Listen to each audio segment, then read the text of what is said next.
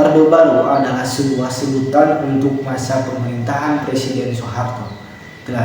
Kelahiran Orde Baru tidak terlepas dari surat perintah 11 Maret pada tahun 1966. Presiden Soeharto mengambil segala tindakan untuk memulihkan keamanan dan keterlibatan sebagai dampak dari peristiwa G30 SPKI. Di sini saya akan membagikan bagaimana proses peralihan kekuasaan dari Presiden Soekarno kepada Letjen Soeharto. 1. Krisis setelah peristiwa G30 September 1965 dimulai ketika Presiden Soekarno mengutuk pembunuhan tetapi tidak membubarkan PKI. Rakyat melakukan demonstrasi menuntut pembubaran PKI, pembersihan aparat pemerintahan dan perubahan kabinet. Peristiwa ini diikuti oleh pembentukan Front Pancasila 23 Oktober 1965 dan Kesatuan Aksi Mahasiswa Indonesia 25 Oktober 1965. Presiden Soekarno melakukan sidang paripurna kabinet di Bogor 6 November 1965 dan Refhulte kabinet 21 Februari 1966. Puncaknya Presiden Soekarno mendatangani Supersemar 11 Maret 1966 memberikan kekuasaan kepada Letjen Soeharto yang kemudian diangkat sebagai pejabat presiden 7 Maret 1967 menggantikan Presiden Soekarno. 2. Surat perintah 11 Maret 1966 Supersemar. Pertemuan Presiden Soekarno dengan perwakilan partai politik dan organisasi kemasyarakatan pada 10 Maret 1966 gagal mencapai kesepakatan karena perbedaan pandangan tentang demonstrasi Titura dan pembubaran PKI. Presiden Soekarno meninggalkan sidang kabinet dan menuju Istana Bogor. Penerbitan Supersemar pada 11 Maret memberikan kekuasaan kepada Jenderal Soeharto untuk mengatasi keadaan. 3. Masa transisi 1966 sampai 1967. Masa transisi Indonesia pada tahun 1966 sampai 1967 merupakan periode yang sangat penting dalam sejarah negara pada masa ini. Terjadi dualisme kepemimpinan nasional antara Presiden Soekarno dan Letjen Soeharto. Presiden Soekarno masih menjabat sebagai kepala pemerintahan, sementara Jenderal Soeharto memimpin pemerintahan sehari-hari melalui Kabinet Ampera. Kabinet Ampera dibentuk pada tanggal 29 Juli 1966 untuk menggantikan Kabinet Dewi Kora III. Kabinet ini dipimpin oleh Presiden Soekarno, namun pelaksanaan pemimpin pemerintah sehari-hari dilakukan oleh Presidium Kabinet yang dipimpin oleh Letjen Soeharto. Tugas pokok Kabinet Ampera dikenal dengan sebutan BIDA.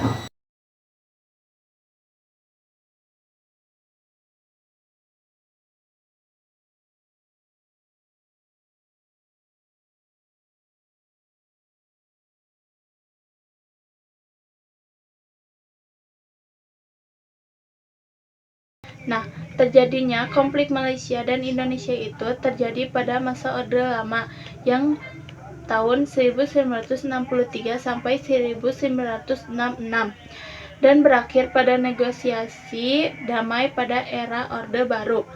Ada beberapa langkah penting yang dilakukan untuk menyelesaikan konflik. Yang pertama adalah pertemuan Bangkok tanggal 28 Mei sampai 1 Juni 1966 yang isinya yaitu Menteri Luar Negeri Indonesia Adam Malik dan Malaysia Tun Abdul Razak mencapai kesepakatan. Yang kedua, Perjanjian Bangkok 1966 yang isinya menormalisasi hubungan diplomatik. Yang ketiga ada Jakarta Accord yang tanggal 11 Agustus 1966 yang isinya mengukuhkan normalisasi hubungan. Nah, yang selanjutnya ada reintegrasi dengan PBB yang isinya 1. Resolusi DPR GR pada tanggal 13 Juni 1966 yang isinya mendesak pemerintah kembali ke PBB. Yang kedua, ada penerimaan kembali Indonesia sebagai anggota PBB yang terjadi pada tanggal 28 September 1966. Yang ketiga, ada Lambertus Nicodemus Palar menjadi wakil tetap RI di PBB. Nah, pembentukan ASEAN juga menjadi salah satu langkah penting dalam politik luar negeri Indonesia. Berikut adalah isi deklarasi ASEAN. 1. Mempercepat pertumbuhan ekonomi, meningkatkan pertumbuhan ekonomi, kemajuan sosial, dan perkembangan kebudayaan di Asia Tenggara. Yang kedua ada meningkatkan perdamaian dan stabilitas regional, meningkatkan perdamaian dan stabilitas di kawasan. Yang ketiga ada kerjasama ekonomi dan sosial, meningkatkan kerjasama dalam bidang ekonomi, sosial, teknik, ilmu pengetahuan, dan administrasi. Yang keempat ada kerjasama pendidikan dan penelitian, meningkatkan kerjasama dalam pendidikan, latihan, dan penelitian. Pada masa Orde Baru, perhatian pemerintah lebih tertuju pada peningkatan kesejahteraan rakyat dan sosial melalui pembangunan ekonomi. Guna mencapai tujuan pembangunan nasionalnya agar lebih terarah dan berkesinambungan, pemerintah Orde Baru menyusun perencanaan pembangunan secara bertahap yang dikenal dengan Rencana Pembangunan 5 Tahun atau Repelita. Yang pertama, Repelita, Rencana Pembangunan 5 Tahun.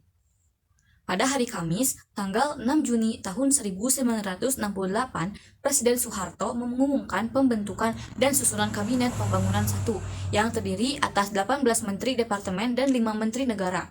Tugas pokok Kabinet Pembangunan yang telah ditetapkan MPRS dikenal dengan sebutan Panca Krida yang meliputi sebagai berikut. Yang pertama, menciptakan stabilitas politik dan ekonomi. Yang kedua, menyusun dan melaksanakan rencana pembangunan 5 tahun atau Repelita. Yang ketiga, melaksanakan pemilihan umum. Yang keempat, mengembalikan ketertiban dan keamanan. Yang kelima, penyempurnaan aparatur negara. Nah, di sini saya akan membahas pembahasan dari Pelita 1 sampai 6. Yang pertama, Pelita 1 tahun 1969 sampai 1974. Yang pertama, meningkatkan taraf hidup rakyat. Yang kedua, pembangunan pertanian dan pangan. Yang ketiga, perbaikan prasarana perumahan dan lapangan kerja. Kemudian yang kedua, Pelita 2 tahun 1974 atau sampai 1979. Yang pertama, pembangunan luar Jawa, Bali, Madura melalui transmigrasi. Yang kedua, penyediaan pangan, sandang, perumahan, dan sarana prasarana. Yang ketiga, inflasi turun dari 60% menjadi 9,5%.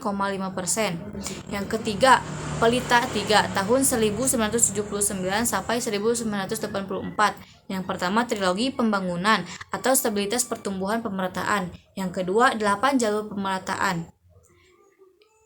Kemudian Pelita 4 tahun 1984 sampai 1989. Yang pertama, fokus sektor pertanian dan industri, swasembada dan menciptakan lapangan kerja.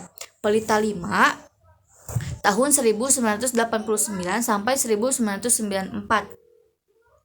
Yang pertama, meningkatkan pembangunan pertanian dan industri, meningkatkan transportasi, komunikasi, dan pendidikan. Yang ketiga, pertumbuhan ekonomi 6,8% per tahun. Yang keenam, Pelita 6 tahun 1994 sampai 1999. Yang pertama, fokus ekonomi industri dan pertanian. Yang kedua, meningkatkan sumber daya manusia dan investasi asing. Yang ketiga, tidak selesai karena krisis moneter tahun 1998 dan reformasi. Kemudian saya akan membahas tentang swasembada pangan. Pada masa Orde Lama, upaya peningkatan produksi pertanian belum berhasil sehingga Indonesia menjadi pengimpor beras terbesar. Pada masa Orde Baru, pemerintah meluncurkan program intensifikasi dan ekstensifikasi pertanian serta bimbingan massal atau lebih dikenal dengan BIMAS untuk meningkatkan produksi beras. Program ini berhasil dan Indonesia mencapai swasembada pangan pada tahun 1984, bahkan menjadi pengekspor pangan. Presiden Soeharto menerima penghargaan dari FAO berupa medali emas pada 1986. Namun, swasembada tersebut tidak bertahan lama karena produksi beras mulai menurun sejak 1985. Membangun stabilitas politik dan pemilu. Guna mendukung pembangunan nasionalnya, pemerintahan Orde Baru berupaya untuk membangun stabilitas politik. Berbagai upaya dilakukan oleh pemerintahan Orde Baru agar kestabilan politik tetap terjaga sehingga pembangunan dapat berlangsung secara berkesinambungan. Upaya-upaya yang dilakukan oleh pemerintahan Orde Baru untuk mencapai maksud tersebut antara lain melalui penyederhanaan partai politik, penerapan dui fungsi ABRI, dan pelaksanaan penataan, penghayatan, dan pengamalan Pancasila P4. 1. Pemilu 1971. Latar belakang pemilu 1971 merupakan pemilu kedua di Indonesia setelah pemilu 1955. Pemilu ini dilakukan pada masa pemerintahan Presiden Soeharto 5 tahun setelah berkuasa. Pelaksanaan dan hasilnya. Pemilu 1971 dilaksanakan berdasarkan Undang-Undang Nomor 15 Tahun 1969 dan Ketetapan MPRS Nomor 11 Tahun 1966. Pemilu ini diikuti oleh 10 partai politik, yaitu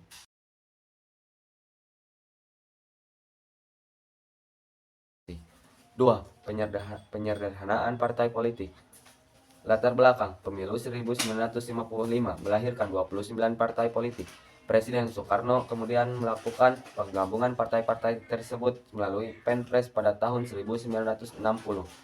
Penggabungan partai politik. Pada tahun 1973, Presiden Soeharto mengeluarkan kebijakan fusi partai politik untuk menciptakan stabilitas politik dan mendukung pembangunan ekonomi. Penggabungan ini menghasilkan 3 organisasi politik.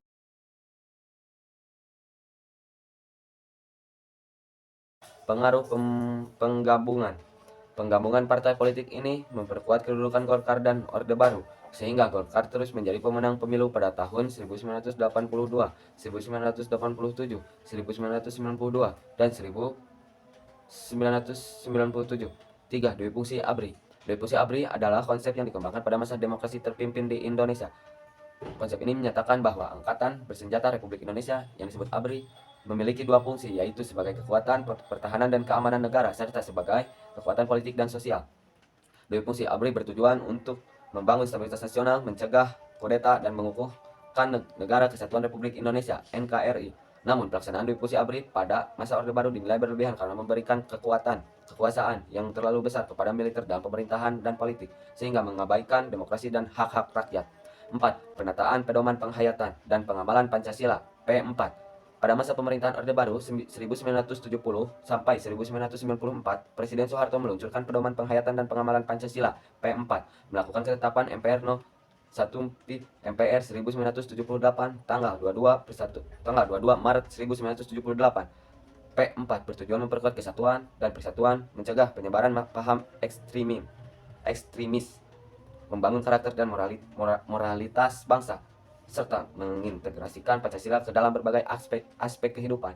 Presiden Soeharto membuka penataan P4 pertama kali pada 1 Oktober 1978 di Istana Bogor dengan materi P4, Undang-Undang Dasar 1945 dan GBHN.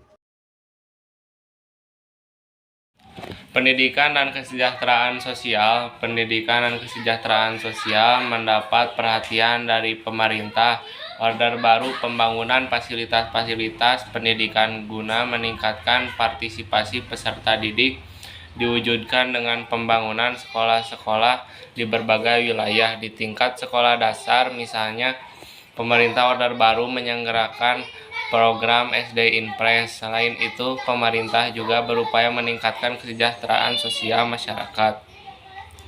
Upaya itu diwujudkan dengan pemberian layanan kesehatan yang menjangkau penduduk hingga daerah terpencil. Dengan mendirikan pusat kesehatan masyarakat Puskesmas, sedangkan untuk menekan laju pertumbuhan penduduk. 1. SD Impres. Program Sekolah Dasar Impres merupakan salah satu program pemerintahan. Order baru yang diluncurkan pada tahun 1973 melalui Instruksi Presiden Nomor 10 tentang Program Bantuan Pembangunan Gedung SD. Program ini bertujuan memperluas kesempatan belajar bagi anak-anak di seluruh Indonesia, khususnya di daerah-daerah yang masih minim fasilitas pendidikan. Program ini berhasil membangun ribuan sekolah dasar, meningkatkan angka partisipasi sekolah dasar dan mengurangi kesenjangan pendidikan antara wilayah perkotaan dan perdesaan. Pada tahun 1993 sampai 1994 sekitar 150.000 SD Impres telah dibangun dan sekitar 1 juta guru SD Impres ditempatkan di sekolah-sekolah tersebut. Dana dikeluarkan pemerintah untuk program ini mencapai 6,5 triliun. Atas keberhasilan program ini, Presiden Soeharto mendapatkan penghargaan dari UNESCO berupa piagam dengan api cena pada tanggal 19 Juni 1993. 2. Puskesmas Pusat Kesehatan Masyarakat adalah layanan kesehatan yang menjangkau penduduk di daerah terpencil. Berasal dari konsep Bandung 1930-an. Pada masa Orde Baru, konsep ini diwujudkan dengan membangun ribuan puskesmas baru. Jumlahnya meningkatkan dari 1.000 menjadi 6.749, meningkatkan kualitas kesehatan penduduk dan menurunkan angka kematian bayi serta kasus penyakit menular. 3. Keluarga Berencana KB. Program Keluarga Berencana KB di Indonesia dimulai pada tahun 1952 oleh Dr. Sulianti Saroso. Pada masa Orde Baru, program ini mendapatkan perhatian dan berkembang pesat melalui Badan Koordinasi Keluarga Berencana Nasional BKKBN yang dibentuk tahun 1970. Program ini berhasil mengubah persepsi masyarakat dan menurunkan angka kelahiran. Pengekangan kebebasan berpendapat. Yang pertama, pengekangan kebebasan pers pada masa Orde Baru. Kebebasan pers yang awalnya dijamin oleh Undang-Undang Nomor 11 Tahun 1966, kemudian dibatasi oleh Undang-Undang Nomor 21 Tahun 1982. Peraturan ini mewajibkan pers memiliki surat izin usaha penerbitan pers dan membatasi kritik terhadap pemerintah. Banyak pers yang dibredel seperti Tempo dan Editor karena mengkritik pemerintah. Pengekangan ini berakhir dengan dimulainya masa reformasi pada 1998. Yang kedua ada kritik sastrawan, seniman, dan cendekiawan. Penegakan terhadap kebebasan berpendapat pada masa Orde Baru tidak menyurutkan para sastrawan, seniman, dan cendekiawan untuk memberikan kritik terhadap kebijakan baru. Pada masa Orde Baru, sastrawan, seniman, dan cendekiawan memberikan kritik terhadap pemerintahan melalui karya-karya mereka. Contohnya adalah Pramoedya Ananta Tur, W.S. Renda, Rus Iwan Fals, dan Gus Dur yang mengkritik kebijakan pemerintah melalui novel, puisi, lagu, dan forum demokrasi. Kritik-kritik ini memicu perlawanan terhadap penegakan kebebasan berpendapat. Orde Baru, pemerintahan Orde Baru berlangsung selama 30 tahun. Tidak dipungkiri, selama kurun waktu tersebut, berbagai kebijakan pemerintahan Orde Baru mampu membuat pertumbuhan ekonomi tergolong tinggi. Namun, pencapaian hasil pembangunan masa Orde Baru juga diwarnai dengan adanya praktik korupsi, kolusi, dan nepotisme atau KKN. Akibatnya, pertumbuhan ekonomi yang tinggi tersebut seakan semu. Ketika termana di kawasan Asia, sistem ekonomi Indonesia tidak mampu menahan badai krisis moneter yang menerpa. Krisis moneter menjadi awal proses kejatuhan pemerintahan Orde Baru. Krisis moneter yang berkembang menjadi krisis multidimensi, menimbulkan ketidakpercayaan masyarakat terhadap pemerintahan Orde Baru sehingga mendorong jatuhnya pemerintahan Orde Baru. 1. Meluasnya ketidakpuasan terhadap Orde Baru. Pada akhir masa pemerintahan Orde Baru, rakyat semakin berani mengkritik pemerintah. Kritik tersebut meliputi ketidakadilan hukum, kesewenang-wenangan, korupsi, kolusi, dan nepotisme, dan keinginan untuk perubahan demokratis. Ketidakpuasan ini memuncak saat krisis moneter Asia menjadi pemicu runtuhnya Orde Baru. 2. Krisis moneter 1997 sampai 1998. Krisis moneter 1997 sampai 1998 di Asia mempengaruhi Indonesia dengan nilai rupiah merosot drastis dari 2000 menjadi 717.000 per dolar AS. Krisis ini memicu krisis multidimensional, memperburuk ketidakpercayaan rakyat terhadap pemerintahan Orde Baru, dan memicu demonstrasi besar-besaran yang mengakhiri kekuasaan Presiden Soeharto pada 1998 digantikan oleh Wakil Presiden B.J. Habibie.